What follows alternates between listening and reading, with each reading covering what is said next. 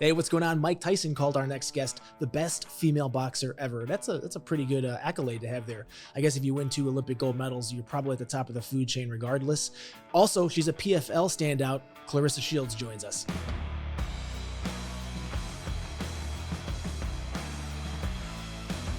You got into boxing because your dad got out of prison at 9. He was into boxing. That really inspired your journey. Is your dad still around for like your MMA career and boxing? Is Bo still helping you at all or encouraging you? My dad's still around. Yeah, he comes to all my boxing matches and MMA fights. Does that make you more nervous or more comfortable having your dad there? I'm not nervous about nothing. Doesn't make you nervous at all. You win a gold medal at 17. You got to think that like that's a pretty big stage to be on. Yeah, and he was there when I won my second Olympic gold medal when I was 21. So, um, I really wanted to box so my dad can live some of his life through me because I've been in prison for so many years. And he was older when he got out, and I decided to box. I wanted to make him happy. I didn't know that boxing was really something that I would enjoy so much. So you watched Game Changers, and that was one of the reasons that you went. Were you strictly vegan, or are you still vegan now? I was vegan for 9 months, and now I only eat fish, You fish just and vegetables and stuff now. It's funny because I watched. Pescatarian. Okay, did you notice a difference like in your performance? Because that was I watched Game Changers and I watched that other one, What the Health, that was on Netflix, and I went vegan for a while, then I went back to eating meat because it was just so hard. I got fat and bloated. But like, did you notice a difference in your performance when you were vegan versus not?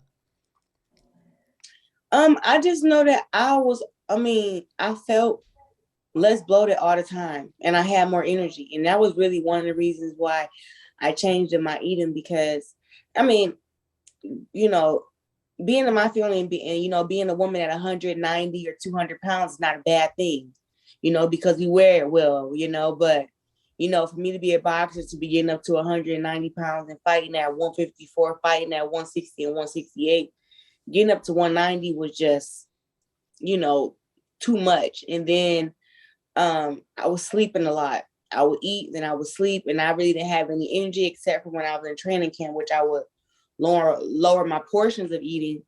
But once I stopped eating meat, period, I just had so much more energy and didn't need to take naps throughout the day. And my weight just stayed lower just throughout the year. Speaking of weight and weight cutting, when you're in the Olympics, obviously, as you know, you got to make weight every day for those boxing matches versus just that one-time shot when you have like a title fight. Was that more challenging, or were you just on weight the whole time? I was always on weight. For the first Olympics, I didn't weigh 165, but I fought at 165. I was walking around at 158, my highest, when I was 17. 21, I think it was one fight where I was maybe a pound over the night before the weigh-in. I was 169. No, 161 because it was 160. No, sorry. 166 because the weight class is 165. So I never really had problems with my weight in the amateurs. I fought 165 my entire amateur career, and I never had a problem with making weight. Did you did you typically walk around pretty close to your fight weight? Because I know in MMA guys are cutting, sometimes they were cutting like 18, 19 pounds, which is insane. 30 to 40, them guys are crazy. Ugh. I just don't let my body get no bigger than 175 right now. I wanted to next year I have a goal to not get over 165, but that's a process because my body naturally wants to be at 175 all the time. Yeah, you got a lot of muscle. It's hard to like trim off muscle without, you lose a lot of that. It really is. It's hard to trim off muscle, and then it's hard to even feel good when you get rid of it. So just trying to figure that balance out. Right? Yeah. Are you trimming weight for boxing or for MMA? Both, because I fight in MMA, I fight at 155. In boxing, I fight at 160. So my body doesn't get any bigger than 175. So I either have to cut 15 or cut 20. So what made you decide to take this boxing career and make a left turn and get into the MMA space? Well, boxing, I had accomplished a whole lot already. And you just kind of think that with boxing, you win your first world title and that's the goal. Then you're like, I want to be a unified champ and I want to be undisputed champ and I want to be champ in 2 weight classes, 3 weight classes. And you think that when you accomplish those things, like, oh, the checks will get bigger, the exposure will get bigger, you get more money. And it's just not like that in boxing. It's like a woman fighter can accomplish everything. Like, I'm a 12-time world champion. I just made I don't even know how to say the word. It's a Guinness World's Record. And I'm in there for being the only 2-time undisputed champion in boxing in the 4-belt era.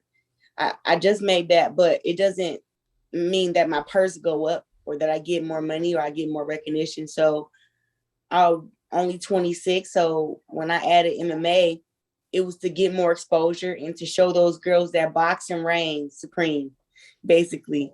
And I've been doing pretty good in MMA. It just have to get past that learning curve of the ground stuff. When you watch MMA, being a 2-time Olympian, what do you see the girls boxing and go, oh, their hands? Do you think that they have good hands for MMA, or do you feel like there's just a huge gap you can exploit there? When I watch MMA, I don't really see girls that have great hands like myself. But these girls are great at other things, which still makes them dangerous and makes them be able to win fights. Mm-hmm. So I didn't come because I wanted to exploit them on the feet. It's like I really wanted to learn MMA and fight and win, but also show that me having me having such a high background in boxing that I get to skip over actually having an amateur MMA career. Like, I just turned pro in MMA and I fought 2 times with only 9 months of practice, and now we're here. But I am learning the rest of the stuff, and you can still be great at boxing but still lose in MMA. So you still have to add the other stuff, and that's why people see so much potential in me, because of course I have the great boxing, but I have taken the right road to learn jiu-jitsu and learn the wrestling and learn the kickboxing and all the different stuff that come with MMA. I still have stuff to learn though, but at least I'm taking a route to learn it to where I can, compete against these girls who are great at MMA and give them a good fight, give them some trouble. What do you think the biggest difference is in terms of boxing for boxing's sake and boxing in an MMA cage? Do you have to alter kind of anything from footwork or hand positioning or any of the combos or things like that? Yeah, it's definitely 2 different fights. In boxing, you're looking at this hand and that hand, but in MMA, you're looking at, the hands, the feet, the knees. You're looking not just for punches, but for takedowns. You're looking for kicks, and you have to be able to be offensively and defensively minded in everything. And then everything I just said was standing up, but when you go on the ground, it's a whole different game down there, and that's where your jiu-jitsu and your wrestling comes into play. And it can take some time to get the wrestling down pat, where you can see the people coming for the takedowns, and then also just the clinch work and stuff on the cage or on the ground, and just how not to get submitted on the ground, with jiu-jitsu, you know what I'm saying? You got to know how to fight down there and protect yourself and be able to get up. So I've been pretty good at getting up, right? But it's still so much stuff to learn. Yeah. Do you feel like not having had any amateur fights hinders you going into the professional bouts? I mean, you're at Greg Jackson, so obviously you're training with top tier people over there, but do you feel like you wish you would have had the opportunity to cut your teeth a little more, or do you feel confident walking into on the professional stage? I felt confident walking into every one of my MMA fights, regardless of the girls' background or, how good or bad they were. Actually, like, they've opened pretty good, but I just take it as it's like a fight, so I don't really go in there like, oh, this girl has a background of this or that. It's like, can this girl outfight me? And I didn't feel like I got outfought my last fight. I got, if anything, I feel like maybe I got out clinched, but as far as in the strikes and everything, I landed more and I controlled the fight more than she did. But I think the takedown in the last round with the ground and pound, like they didn't see that she threw 15 punches and only hit me with 2. They just seen her just throwing punches on the ground. Yeah. But I wasn't getting hit. Was But did that fight stop in the first or second round?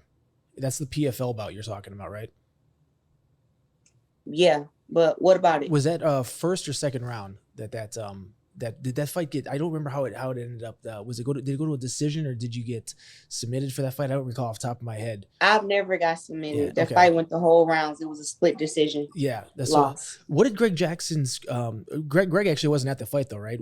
Was Greg was there and Coach Wink was there. I didn't see Greg. I saw Winkle. What advice did they give you between rounds?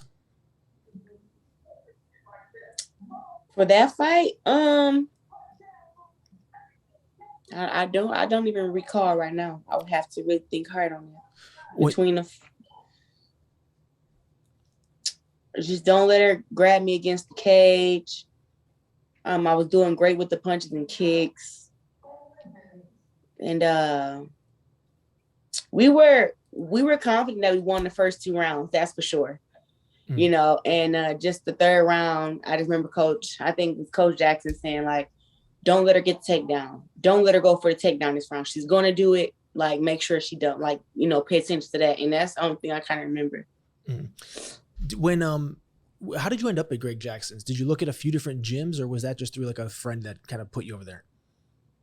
Well, I talked to Johnny Bones a few years prior, you know, to signing with PFL.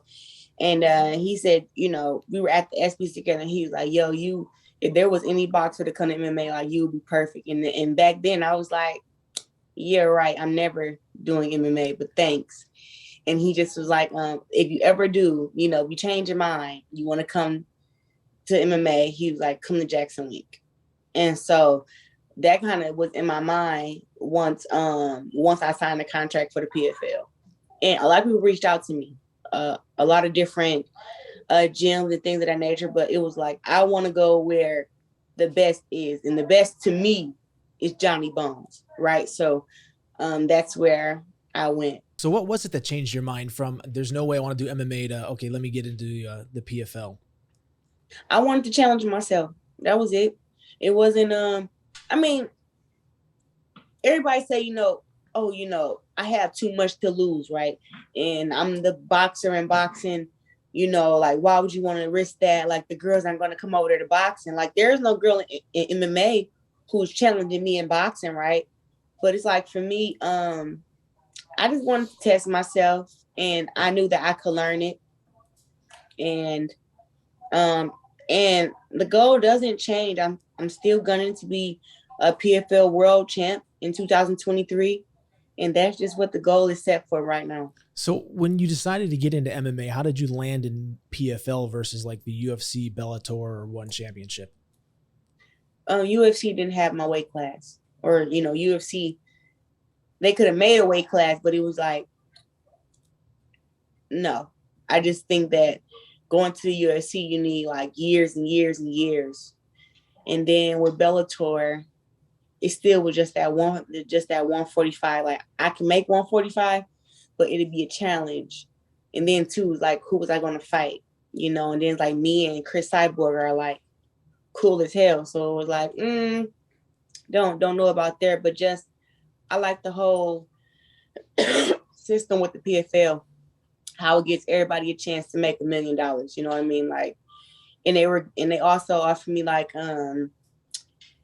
years where I can have me showcase fights to where I can fight girls at my level. Like, once you get up in the tournament, of course, you know, you got to fight whoever is there. But it was like, right now, it was like, I'm going to fight girls who are at my level.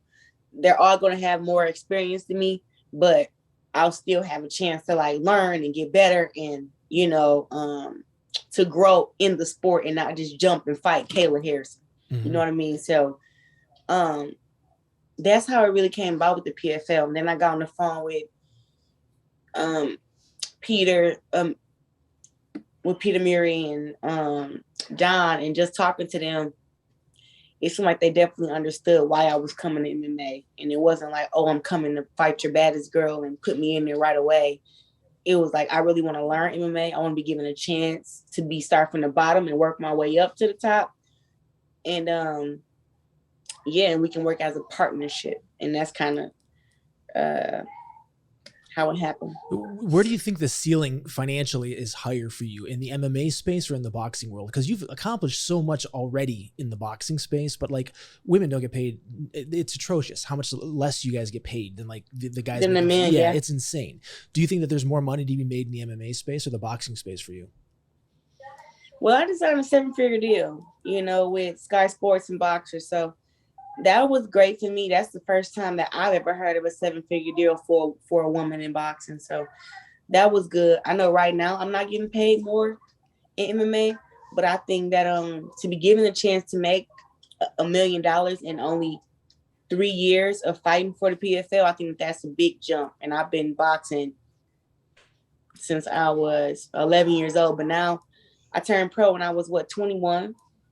So to be pro 5 years and accomplish all that I've accomplished, and 12-time world champ, to I think me becoming PFL world champ in MMA is going to open up so many more doors to where I'm able to make more than just 7 figures, 8, 9 figures. Speaking of 7 figures and other females in the boxing space, Layla Ali isn't someone who's really ever given you, in my opinion, due credit for the accomplishments that you've had in the space. And she's kind of looked down on those a little bit. And she's talked about, I'd come out of retirement to fight, I'd fight Claressa. And there was even talk about a $5 million purse. Do you think that fight's ever going to happen? Or is she just kind of like trying to take some of the sheen off of you? It may be her wanting to take some of the shine away from me. I don't think, how can I put it? Because I think about this all the time, because I was we were cool at first, and I looked up to her at first, as far as like a role model, not as a boxer, but like a role model. And then somewhere in between the lines, something got crossed. I don't know what it was, but I became world champion at 168. And then I really never heard from her again. I think it was somebody comparing us or something like that. Maybe somebody on Showtime staff or something. But after that, we really didn't have a friendship like that. And I don't really know I don't know if I said something first, if she said something first. I don't know, but I don't really need props from her to solidify how great I am and everything that I've accomplished. I think that when you're known as the GOAT's daughter, and there's another female fighter that comes up and she calls herself the greatest woman of all time, I think that she probably thought it was like a stab at her or something like that, when it wasn't. It was just me knowing what I am and expressing what I am and just kind of laying it down, because that's just what it was. So obviously Layla Ali accomplished a lot in the boxing world, but I mean, you have to give her half of the credit she gets in terms of publicity is because, Muhammad Ali, best boxer of all time, him, Mayweather, Tyson, the name value that goes along with that. I think she's 42 years old now. I don't think she's coming out of retirement, but if she was in a prime 25-year-old Claressa Shields versus a prime 25-year-old Layla Ali, how do you think that fight goes? Layla's a little bit bigger than me, even though she fought at 168 and I fought at 168. She's a little bit bigger, but I think maybe the first couple rounds would be competitive because of how much bigger she is and how skilled I am. But I think maybe we would have won all 10, but I definitely would have won by unanimous decision, though. I think when it comes to fighting those bigger girls, like they're hard to knock out. Because they come from such bigger weight classes. Like if you fight at 168, sometimes you get big as 200 pounds. I don't get big as 200. So, and the thing is, I don't think that Layla is a bad fighter. She just, to me, she didn't have better skills than me. But for her era, she reigned her era. She was 24-0, 21 knockouts. And I give her that respect. You know what I'm saying? Saying she was great for back then. But I don't think she could have beat me or Franchon Cruz or Katie Taylor, Amanda Serrano, any of those girls. Out of all the accolades that you get to hang on your wall, I think one of the coolest ones outside of the Olympic gold medals is when Mike Tyson said you're the best female boxer of our generation. That's got to feel awesome hearing Iron Mike call you such a stud, right? Like, come on. Yeah, that was nice here. It was nice to watch my fights with him and him actually to watch my fights and him to kind of, look at the TV and then glance back at me and kind of amazement because he just was like, I don't know if he ever watched any of my fights before I came up on the Hot Boxing podcast. I think it was great to be able to sit there together and to watch it and him say, wow, you got some skills and you got some power. And then I think it was one combination I threw. I think it was the two jabs in the right hand. He said, well, you throw the right hand, you got to come back with the hook. And my next combination was the right hand and hook. And he just was like, you're thinking, and I can see you thinking. I see you punching. This is nice. And then to just hear him go like, yeah, you're the best woman fighter that I've ever seen. And I was like, That feels good. yeah, Man. Did yeah. It actually felt great. And it was just one of those things where it was like, look, Mike Tyson had skill, power, and I mean, he was scary as shit to people. So for him to even watch film me and to be like, yeah, and that it was real because after we got done with the Hot Boxing podcast, I stayed there over an hour. We were still talking. He called his daughter. He wanted his daughter to come meet me. She plays tennis. He was like, my daughter needs a role model like you. So that there is not something that is said when you want to introduce somebody to your kids and, have your kids watch you box and stuff like that. Like, that's not something you do if it's not genuine and you don't mean it. So it was great to experience that. Did you and Mike ever train together at all? Did he ever hold pads or did you guys shadow box and play a little bit? Yeah. It's a video of him showing me this punch. And I'm planning to use it January 29th when I fight on Sky Sports Boxer. January 29th on FITE TV. So yeah, I plan on using it. Mike was such a savage working the body. I mean, he was just so terrifying to fight against. That's the only thing he said. He was like, you're a headhunter. You're mean. You're a headhunter. I was like, I know, but I'm trying to program my mind to where it's like body. Like Amanda Serrano goes out there and she loved the body. It's like me. It's like, I'm okay with body shots, but it's like to see somebody head go back like this is like, yes, yeah. It's a different feeling for me than hitting somebody in a stomach. It's satisfying to drop him with a body shot, but it's always it's highlight reel to drop him with a headshot. So yeah, it's definitely fun. Yeah, I guess so. Yeah. That's funny. You talked about having a stronger mindset. When you did an interview where you said you prayed to God when you were 13 to make your mind stronger, and you also said that boxing helped you control your anger. Tell me about how those two things kind of related you into combat sports. Well, something that I had learned early on because I was in gym full of boys is that an angry fighter never gets their leg back. It was like guys at the gym. It was times where they were better, but after me staying so consistent for a few years, I was the best boxer in the gym. And so guys have points to prove. They bring their girlfriends to the gym, their mom to the gym, their sisters. And how dare they get beat up by a girl, right? So I learned to be the smartest fighter in the gym, along with my ferociousness, like with my power and my skill. But my anger hindered me at the beginning because I was already angry from my childhood. And then coming into, boxing, and then I felt like I took sparring so personal where it was like they beat me in sparring. I would think about it for weeks or, until I got them back.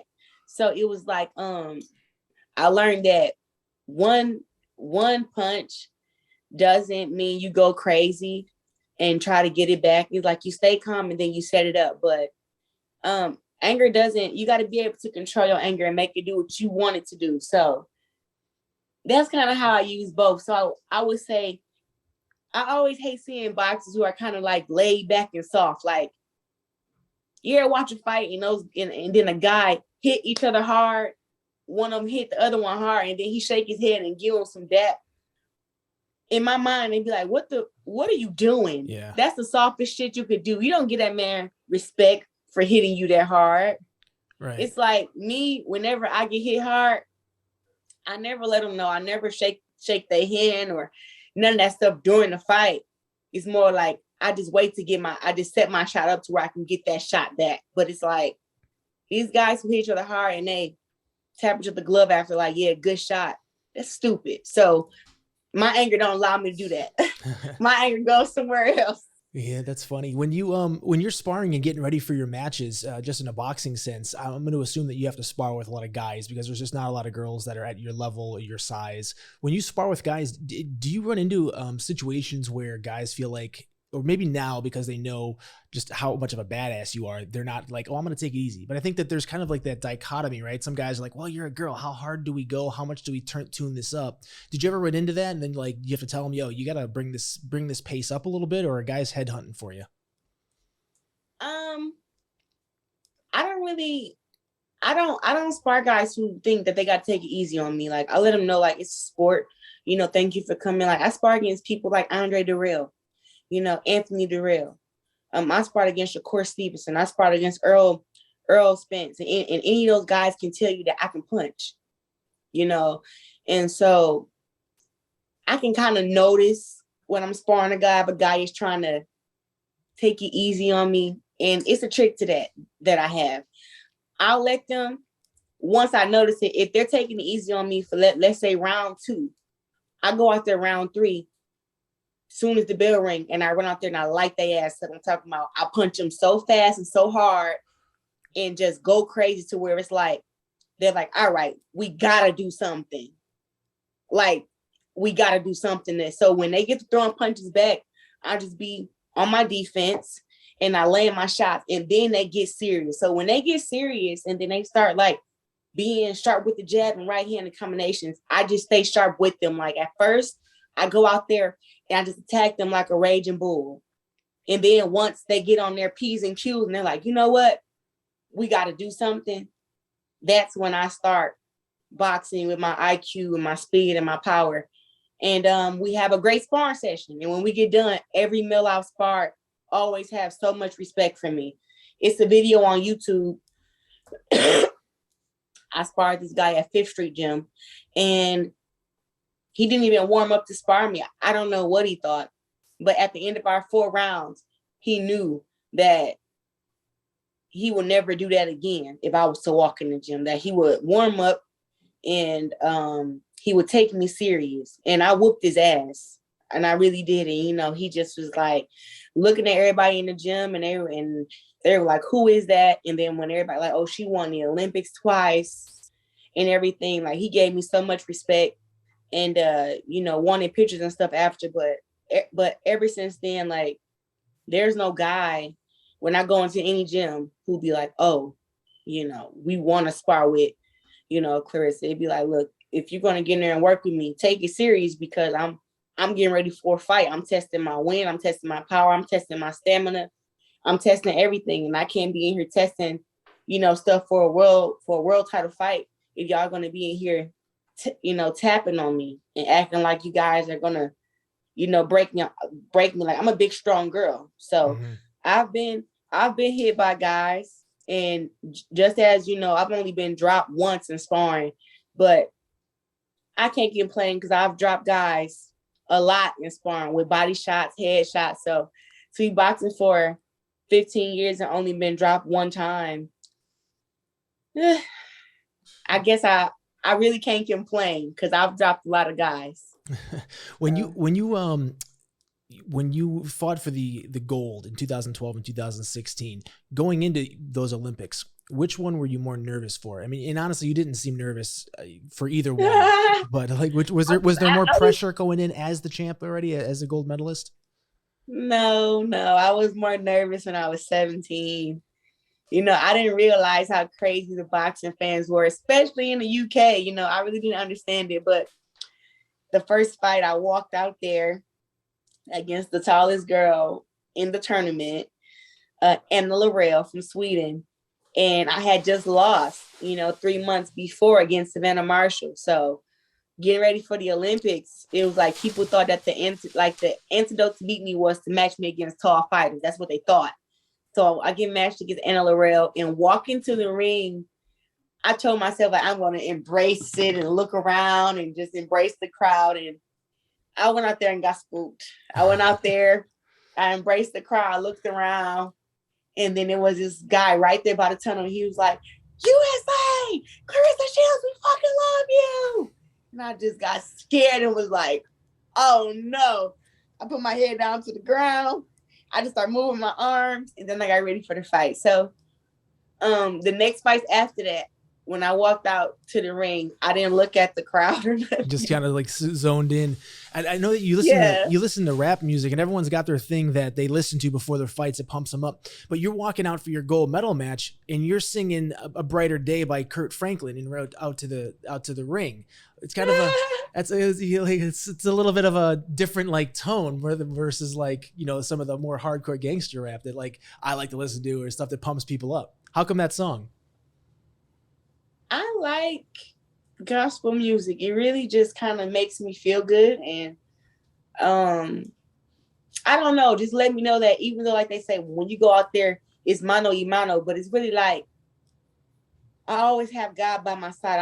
I'm never alone. I'm never by myself. So even if something is too big for me to handle, I feel like God can still find a way to put something in me for me to win, you know? So that's kind of why I listen to gospel, and knowing that, you know, God has blessed me with all my attributes, you know, to be able to go out there and be on these big stages and win. I've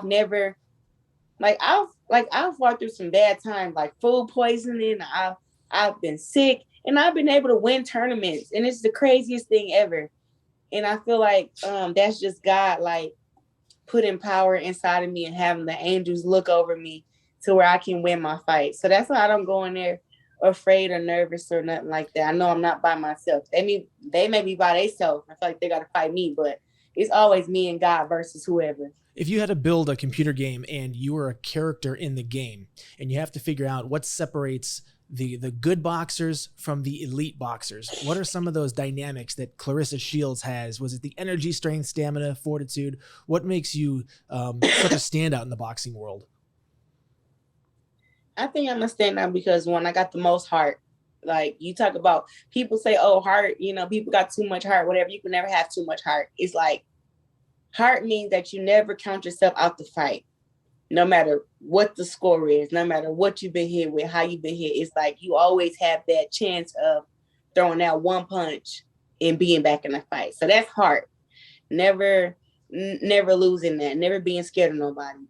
I think I have a lot of just self-belief, you know, just in myself and what I'm capable of. Rapid hand speed.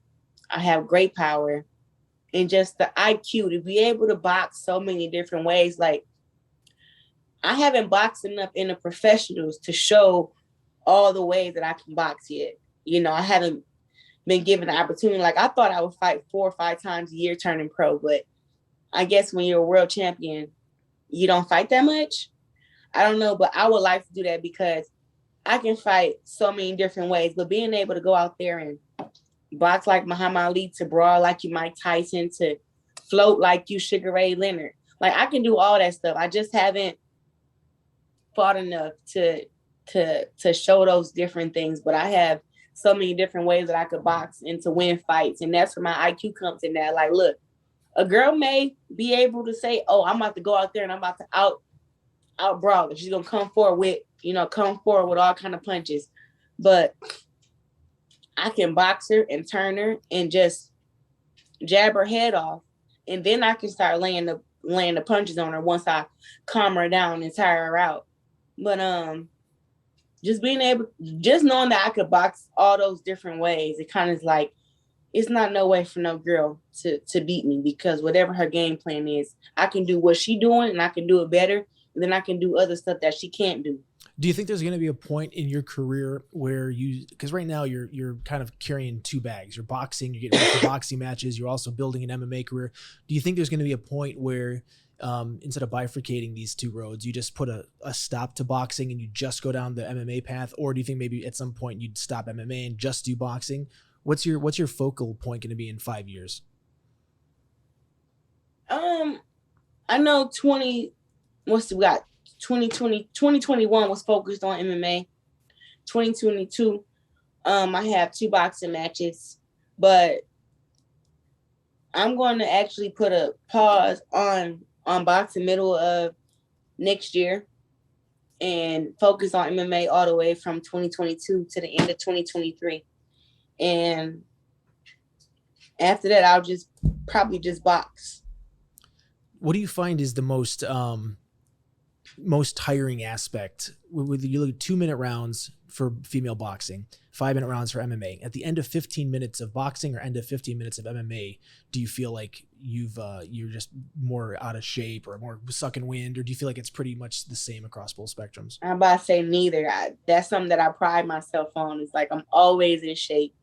Rather, I have to be in shape for a 5-minute round or be in shape for a 2-minute round.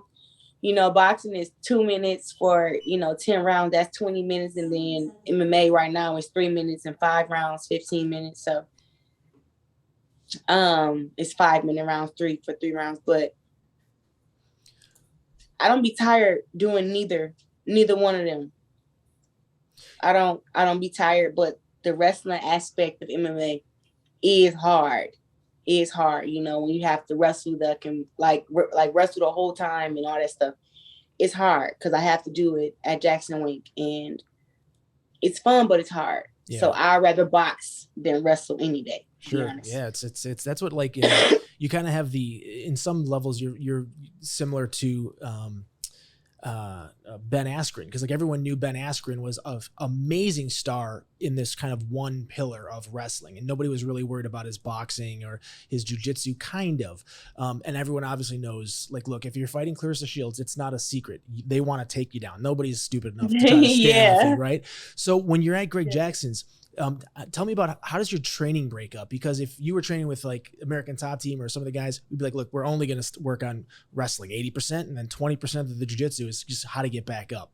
I was at your fight with the PFL, and I was like, man, I wonder what her training looks like in terms of like, are you guys doing the same across the board, or are you primarily focused in one area?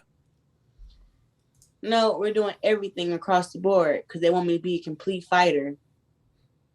And so even though my boxing is extraordinary, it's still like I have to learn how to be able to even box while trying to make sure I be defensive minded to head kicks and people going for takedowns. So yes, my main thing is I want to fight, but I want to be able to not only avoid takedowns, but go for takedowns, right? And then when you be taken down, getting back up. So my training days are long, 4 to 6 hours, and it's split up throughout the day, but it starts at 8 o'clock in the morning where I may have jiu-jitsu early on for an hour where I'm working on, certain drills, and then we go live for a few rounds, and still having to being on the ground, dealing with the jiu-jitsu trips and all that stuff, but being able to get back up, right? And being able to control them and get them on the bottom of you and control them and get the, I don't even want to, what is it called? It's the full mount. I was going to half cross, but it's the full mount. It's the full mount and just the half mount. Knowing what to do when they're on top of you and knowing what to do when you're on top, right? Even knowing like how to get up without being tripped back down to the ground. Yeah. And then we have wrestling after that.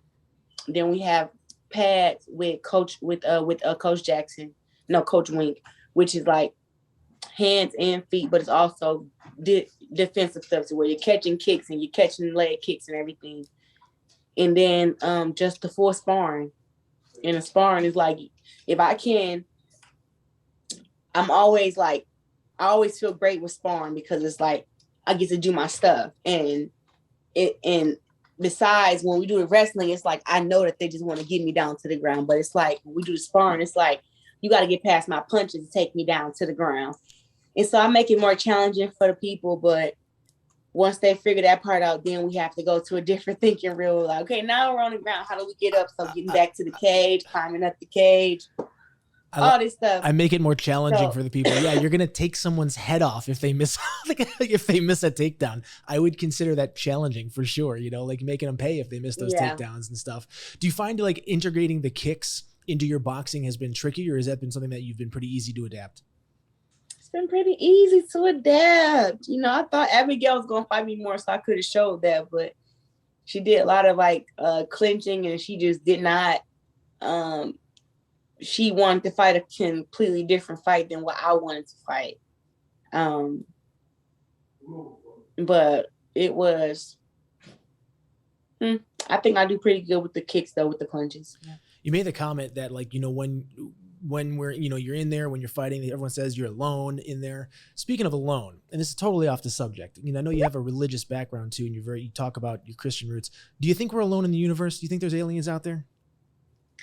I don't think it's aliens. I think that there are multiple universes that we're parallel to each other, if that makes sense. So like you're thinking like Marvel comics, like there's a Claressa Shields in like another dimension that's so then there's a Claressa Shields if that's the case, right? Like where every possible outcome, there's a Claressa who's never won a boxing match. She's by 0-70. It's in some far away. You got lucky with being in this dimension. Then got to go tell that Claressa to pick up the speed. No, for sure. And I think if that Claressa Shields was to meet me, she would find her power. She needs to train a little bit more with you. That's funny. So what's next on the agenda? You've got some boxing matches coming up. Nothing with PFL till next season.